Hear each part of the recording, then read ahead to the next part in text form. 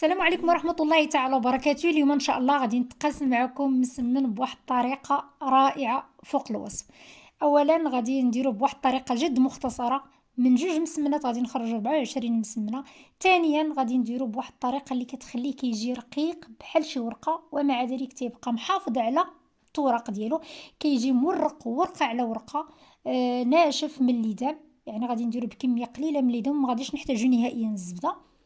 القرمشه ديالته كتجي هشيشه كيدوب في الفم، ما كتجيش نهائيا قاصح، وبواحد الحشوه رائعه حتى هي. هاد الحشوه غادي نديروها بلا تشحار، كنربحوا بها الوقت، كذلك كنديروا بها كميه كثيره في وقت قليل، وكتجي منسمه وبنينه بزاف. نتمنى تجربوا الوصفه لانها فعلا من الوصفات اللي انا متاكده الا جربتوها غادي توليو معتمده عندكم وعمركم ما غادي تستغنوا عليها، وفرجه ممتعه. بسم الله. فغادي نبداو اولا بطريقه ديال التحضير ديال العجين. اللي غادي نحتاجو فيه كاس ونص ديال السميده اللي غادي نرطبوها في كاس ونص ديال الماء. هنايا درت غير الماء البارد. فبالنسبه للسميده ما بغيتوش ديروها غادي تعوضوها بالفينو، غير هنايا الفينو غادي تخلطوه مع الدقيق، ومباشره غادي تضيفوا جوج كيسان ديال الماء مع ملعقه صغيره ديال الملحه، وملعقه كذلك تكون عامره ديال الخماره اولا الساشي ديال الخميره ديال الحلوى. فبالنسبه للخميره ديال الحلوى ممكن اللي ما بغاش يديرها يستغني عليها. فانا غادي نضيف كذلك 3 الكيسان عامرين ديال الدقيق ديال الفرص. وبالنسبه للماء غادي نحتاجو بالضبط جوج كيسان، ما بين كاس ونص فاش رطبنا السميده، ونص كاس اللي غادي نضيفوه نجمعو به العجين. صافي غادي نجمعوا العجينه ديالتنا ما خصهاش تكون خفيفه بزاف بحال المسمن العادي اللي كنطيبو في المقله، خصها تكون شويه متماسكه لاننا غادي نخليوها ترتاح. فما حدنا كنخليوها كترتاح راه كتطلق يعني، وباش ما تعذبناش في الخدمه فضروري انكم يعني تخليوها تكون شويه متماسكه بهذا الشكل، تكون رطبه وفي نفس الوقت تكون متماسكه، ما تكونش خفيفه بزاف. صافي انا غادي بعد ما جمعتها ما كتحتاجش للدرك، هي هاد العجينه كتحتاج للراحه اكثر، فغادي نديرها في البلاستيك وغادي نخليها. ومره مره غادي نلقاوها انها طلقات، غادي نعاودو نجمعوها ونعاودو نخليوها ترتاح. هاد العجينه ممكن كذلك انها تبات لان ما فيهاش الخميره. وبالنسبه للبنات اللي تيبغيو انهم يضيفوا شويه د الخميره ديال العجين ممكن يضيفوها، ولكن ما تضيفوهاش في هذه المرحله. انا عاده هذيك الطريقه راه كنديرها، لكن كنخلي الخميره حتى نبغي نصايب العجين ديالي عاد كندهنو بشويه ديال الخميره. وممكن بطبيعه الحال تستغنيو في هاد الحالات تستغنيو على الخميره ديال الحلويات. غادي نرطب الفيرميسيل او الشعيريه، غادي نرطب في الماء اللي يكون بارد. وهنايا العجينه الى لاحظتوا راه فيما كنخليوها ترتاح حتى نتلاقاوها طلقات بحال الا شبعنا هاد ليك. فانايا غادي نجمعها وغادي نقطعها لجوج قطع، وغادي نعاود نخليها ترتاح بما نوجد الحشوه بما انها حشوه بسيطه ما كتحتاجش للتشحار، فما غاديش تاخذ لينا الوقت. فحتى يعني فما غاديش تاخذ لينا الوقت، فحتى نقسموا العجين ديالنا عاد نوجدوها. صافي هنا غادي نعاود نخلي العجين ديالي في البلاستيك. هنا ما كنحتاجش كاع ندهنوه بالزيت، فانا عاده كنقلل من الزيت باش ما يجيش المسمن كيقهر. صافي انا غادي بالنسبه للحشوه بعد ما رطبنا الشعيريه في الماء فنقطروها مزيان، ضروري تقطر من الماء. غادي هنا درت جوج حبات ديال القرعه، وغادي ندير واحد 3 ديال الحبات ديال الخيزو هنايا، يعني دوزتهم في الحكاكه الغليظه. واحد البصله تكون كبيره اولا ممكن ديروا حتى لجوج بصلات. وغادي ناخذ الشعريه غادي نقطعها مزيان، ومن الاحسن كما قلت انكم تصفيوها بزاف من الماء مزيان ماشي بزاف عفوا. صافي هنايا غادي نضيف البزار، هنا درت لسان كبي، وغادي نحتاج هنا واحد الربع ديال الكفته اللي غادي نضيف ليها شويه ديال التحميره. هنا بالنسبه للتحميره ما درتش التحميره ديال برا، درت التحميره صايبتها غير في الدار فعليها كثرتها. عاده التحميره اللي كنصايبها في الدار راه هي ما كتلونش وانما كتنسم. قبل ما نضيف الكفته فانا غادي ناخذ هذه الحشوه غادي ندوزها في العشوار باش تجيني متقايسه في الحجم ديالها، وكذلك منسجمه اكثر. صافي بعد ما غادي ندوزها هنايا في هذا يعني في هذه الحشوه لاحظت بانها فيها الماء، فعليها صفيتها او لا عصرتها مزيان، حيت هنا ما غاديش نشحرها بطبيعه الحال باش ما تلقش لينا الحشوه الماء وتخسر لينا الفيتاج. فضروري انكم تصفيوها. فهنايا عصرتها، الا لاحظتوا راه كانت واحد الكميه كثيره من الماء اللي خرجت من الخضر، خصوصا خيزو وكذلك القرعه. فهنا ضفت الكفته، ضفت شويه ديال المعدنوس. هنا بالنسبه للتوابل ما كنديروش هاد الحشوه، من الاحسن انها ما يكونوش فيها التوابل كثارين باش تجي بنينه. فانا ضفت غير شويه ديال الثوم بودره صايبته حتى هو في الدار، كذلك شويه ديال البصل المجفف، والمكون اللي كيعطيها مذاق رائع بزاف. وممكن تستغنوا على كل شيء الا هذا المكون اللي هو سكنجبير. فهنايا حكيتو تقريبا 1 سنتيم ديال السكنجبير وضفتو للحشوه. غادي نخليوها جانبا وغادي نصايبوا الخلطه. بالنسبه لهاد الخلطه هاد المره راه درتها كثيره، غادي ديروا غير نصف الكميه، يعني غادي ديروا يعني نص كاس ديال المايزينا مع ربع كاس ديال الزيت، راه كافيين يورقوا لكم، او لا تصايبوا بهم هاد العجينه ومازال غادي يشيط. فانا هنا درتها بكميه كثيره، لكن ماشي اشكال، ما غاديش تضيع. الا شط لكم دائما ديروها بشي قرعه وخليوها جانبا حتى وقت ما غادي تحتاجوها. العجينه الا لاحظتوا راه طلقات وارتاحت مزيان. دائما هنا ملي نبغيو نورقوا العجين سطح العمل خصكم يكون نقي باش ما يقطعش لكم العجين، خصوصا الا فايت انكم صايبتوا فيه الحشوه. تاكدوا دائما انه يكون نقي. وهنا غادي نحتاج غير كميه قليله من الزيت، يعني فقط غير كندهنوا. لان هنا انا عاده مسمن ما تنبغيش نهائيا يجي يكون فيه الزيت بزاف او لا، يعني الزبده، باش ما تيجيش كيقهم. لان ملي تتكون فيه مواد دهنيه كثارين راه كيضر، وما كنقدروش يعني تناكلو غير مسمنه وحده، يعني ما تنقدروش اننا نزيدو مازال. على العكس هاد الطريقه اللي وريت لكم فممكن يعني تاكلو ما تيضر ما والو، تاكلو كميه كثيره. صافي هنا العجينه ديالتي بعد ما ورقتها. هنا العجين فاش كيكون مرتاح تيبقى غير تبعكم، يعني كتبقاو غير تجبدوا فيه، يعني وما تتقطعش العجينه نهائيا وتيجي كامل مورق. صافي هنايا بعد ما يعني رققت العجينه ديالتي، حيت هنايا درتهم كبارين. فغادي ندير ديك الخلطه. ما ديروش كميه كثيره، راه كميه قليله كتجيبو كيجي مرق كامل و تيجي رائع بزاف. صافي كما راه كلشي موضح في الفيديو. غادي نبقاو نتنيو بحال المسمن العادي على هذا الشكل، غير هنايا غادي نخليه يكون على شكل طولي. يعني من الاحسن انكم تكثروا من هاد اللفات، لان ما حدكم كتكثروا ما حد التوراق كيكون كتير. صافي غادي نقطع على جوج، وبنفس الطريقه غادي نعاود نشكل المسمنه ديالتي الثانيه.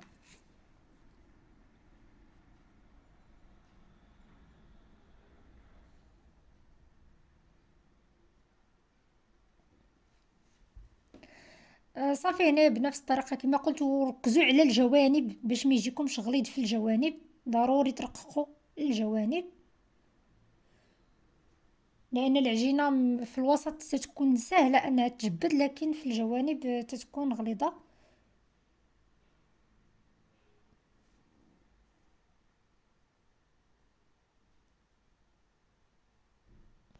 وهذا الشيء اللي زوين في المسمن ديالنا ملي كيكون فيه الفينو او التي يكون فيه السميده، فتتكون العجينه طيعه بزاف، يعني ما تتحتاجش نهائيا لدم كتير وما كتلتصقش، على العكس فاش كنديروا الفرص بوحدو. ف يعني كتكون العجينه كتحتاج لدم كتر، ماشي بحال ملي كنديروا الفينو اولا السميده فما كنحتاجوش لدم كتر، وكنحصلوا على توراق تيكون رائع بزاف. واخا نورقوا المسمنه تكون بحال الورقه كيف ما غادي تشوفوا معايا.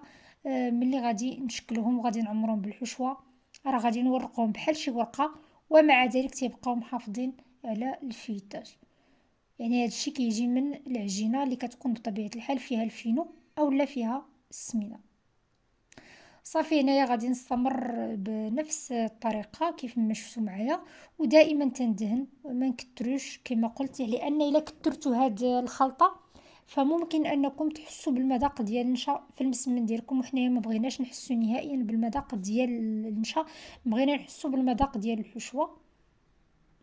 صافي هنا بعد ما كملت غادي نعاود نقطع بهذا الشكل، راه تيجي كامل مورق. وغادي نقطعوهم. قبل ما تقطعوا ضروري انكم تقادوه هو الاول القياس. انا هنايا الا لاحظتوا راه ترصيتهم بهاد القطعه، عاد من بعد قطعتهم باش ما تجيكمش جهه كبيره وجهه صغيره. وغادي نبدا هنا غادي نستعمل الدلاك. علاش؟ حيت بغيتهم تكون العجينه رقيقه بزاف، ما بغيتهاش تجي غليظه، لان كاين اللي ما تيبغيش كثره العجين في المسمن، تيبغي ان الحشوه تكون غالبه. فهذه هي الوصفه اللي كتليق لدوك الناس، ومنهم نيت انا صراحه ما تتعجبنيش العجينه كثيره. فعليها الا لاحظتوا كنرققها، يعني واخا ترققوها بحال الورقه تماما كيجي مورق، وكذلك تيجي هشيش وبطبيعة الحال بكمية قليلة من العجين. هنا راه واخا تضغطوا على الدلاك راه تيبقى العجين محافظ على الفيتاج ديالو. وبالنسبة للحشوة، الحشوة من الأحسن أنكم تقسموها باش يجيوكم قد. انا هنا هاد المره صراحه ما قسمتهاش. يعني شي وحدين غادي تلاحظوا جاو صغارين في الحجم، وشي وحدين جاو شويه كبارين. فعليها دائما الحشوه نقسموها دائما على حسب العدد ديال العجين اللي عندنا باش يجيو كاملين مقادين. وهنا راه كنتنيو بكل سهوله، ما تحتاجوا تدهنوا بحتى حاجه كيلتصقوا.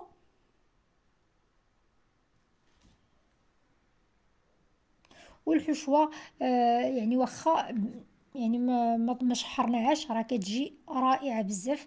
يعني دوك الاضافات اللي زدت هاد المره، يعني هنايا لا لاحظتوا راه ما درتش الصفر د البيض، لكن هنايا قطرت مزيان الحشوه باش ما تقطعش لينا العجين. خصوصا كاينين بعض الخضر اللي كيطلقوا الماء، يعني في بعض الاحيان خصوصا الكورجيت او لا خيزو يعني كيطلقوا الماء، فضروري انكم تصفيوهم مزيان. وكذلك هنايا درت غير بالنسبه للمنسمات، يعني درت غير شويه ديال الثوم البودره، وكذلك شويه ديال البصل المجفف. اما عاده هاد الحشوه راه تكون فيها غير البزار والملحه وكذلك سكنجبير اللي هو المكون الاساسي اللي كيعطيها بنه رائعه بزاف. هنايا هادي يعني جاوني قد بهذا الشكل، لكن كما قلت من الاحسن دائما انكم تقسموا الحشوه. صافي هذه هي اخر وحده غادي نصيبوها. كما قلت لكم رققوها وما تخافوش، راه غادي تيبقاو مورقين واخا تكون العجينه بحال الورقه. وبالنسبه دائما للحشوه راه تتبقى اختياريه، نتوما بغيتو ديروا اي حشوه بغيتو، غير حاولوا انكم تكثروها شويه باش يجيوكم دائما عامرين المسمنات عامرين بالحشوه وقلالين في العجين.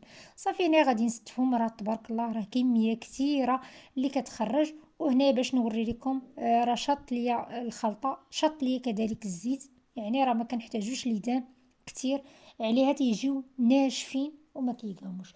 غادي ناخذ بيضه كامله غادي نخلطها، لان عندي هنا كميه كثيره. هنا درت بيضه صغيره، غادي ندهنهم مزيان وركزوا على الجوانب. وكذلك دائما ما تلصقوهمش، يعني حاولوا ما امكن تفرقوهم باش يدخل لهم الطياب حتى من الجوانب، وكذلك يجوكم محمرين حتى من الجوانب.